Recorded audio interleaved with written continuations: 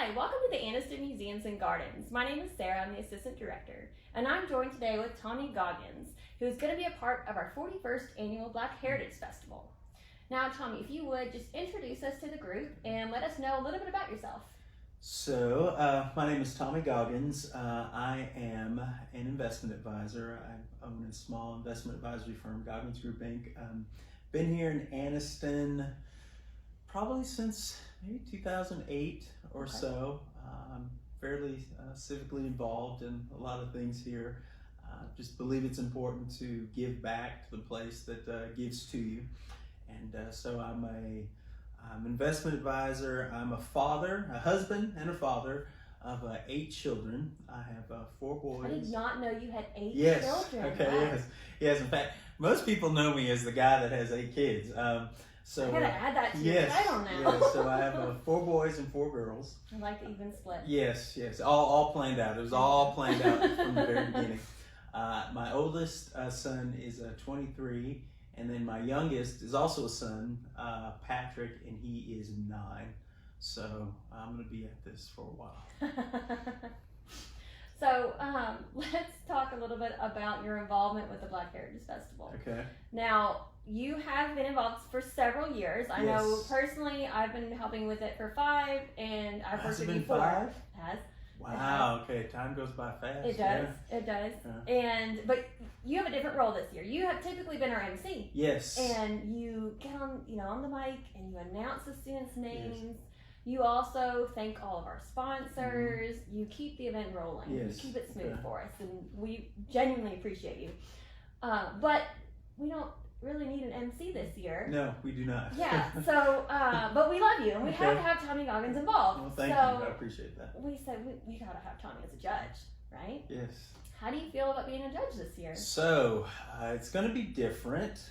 I think as an MC, I've always said that my job is much easier than the judges because I just get to stand up and talk, and I enjoy talking to people, and I have no problem talking. So I just get to stand up and talk and admire all these young people that come and do this, and I just get to look at them all and appreciate what they do. And I do not have to, in any way, shape, or form, do any kind of evaluation among them. But this year that will be different. So that's going to be different for me. I've been a judge or an adjudicator at different kinds of things before, but this will definitely be something different because a lot of these students I have seen before, and so it will be different kind of thing this year. So I'm up for the challenge. So. Good. If you were in this, or if your child was in this festival, and maybe it's your 9-year-old son, and he's like, all right, Dad, we got to do this. I gotta nail it. I gotta do it right. I gotta get the perfect performance to send. What advice would you give him? So, I think that the best thing to do to deal with nerves, obviously the nerves are the undesired thing, and the desired thing is to be comfortable and to just be natural. So, I think there are 2 kind of steps to looking at being natural and how you accomplish that.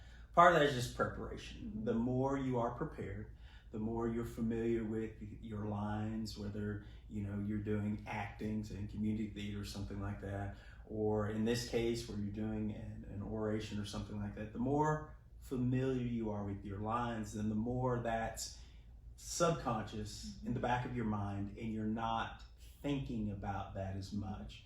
And when those subconscious practices take over, now we're just kind of flowing. Right. And it's just like I'm talking to you now. I'm just talking. And most of us, we can be in a conversation and we just talk because we're not thinking about every word we're saying. So preparation is the largest part of it. Now, if this video is being shown either at the event or maybe just a day or 2 before the event, then we're kind of out of prep time. Yeah. So then the next step is just being natural. I find a lot of times nerves come in when you're worried about how you're going to be perceived. What's someone going to think about what you're saying? What are they going to think about the way I look? What are they going to think about my voice? What if they think what I'm saying is stupid? What if they think it's not good? What if they don't agree? What if they don't like it? Most of the time, I find that we put far greater burdens on ourselves, and we are far more worried about that than our audience is. So the other part is just relax. Right. Be enjoyable. Just relax. You probably are going to be more concerned about all those things than the audience are. So just relax. Don't try to be anything that you're not. Be natural. If this is your normal voice, use your normal voice. Is this your normal intonation? Use your normal intonation. Just be you. And now hopefully you've done the prep work. And so all of the lines, the orations, all of those things are there. Now you're just talking and you're just being you, and you're not concerned about how you're going to be perceived. So long answer to your short question. No, that's good advice. It is. And it's true. I mean, we put so much judgment on ourselves of how the world is going to see us, and if we can build up our own confidence and be comfortable with whatever we're reciting, really that kind of oozes out of us. It does. And it'll come off your tongue fine. Yes. You'll dictate well, you'll recite it great. And then sometimes if things don't go as planned, that's okay. Yeah. I mean, that is okay. I remember the first year that I emceed the Heritage Festival. I had to learn a number of names, and sometimes I would get those names wrong. Sometimes I would get them right. Now, luckily, most of the time I got them right, but there would be times when I would get them wrong. And so instead of freaking out about that, how would I handle it if I were meeting you and maybe you had a difficult name to pronounce, or a name that maybe wasn't difficult to pronounce but wasn't familiar to me? It had nothing to do with you, just unfamiliar to me. I'd say, well, Sarah, how do you pronounce your name? I would just approach it naturally. So I did the same thing. I would read names and say, I'm not sure if I got this right. And sure enough, people in the audience would say, no, it's this and that. And one year, I kept pronouncing Constantine Elementary. I kept saying Constantine. And that just goes back to history, learning about Constantine from ancient history. And so I kept saying Constantine because I had associated that pronunciation with saying that name. And it was pronounced Constantine. And so the audience worked with me, and they were very helpful. So there were several times doing that. I would say Constantine, and they would say Constantine.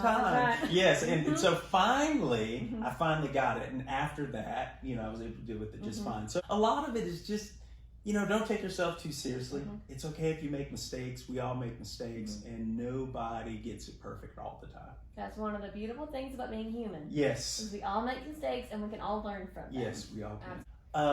One of the things that I'm very thankful for, and it's one of the things that I get very excited about the Heritage Festival, and this particular part of it, is it is a great preparatory measure for speaking in public, to be doing what a lot of these students are doing now. So when I was a kid, I always was in the Christmas play, or I always had an Easter speech, or was in the church play, and so I got very accustomed to doing those kind of things and just dealing with those nerves when I was younger. So a lot of what these students are doing now, and students, what you're doing now, is very, very important, and it will help you out in the future more than you can imagine.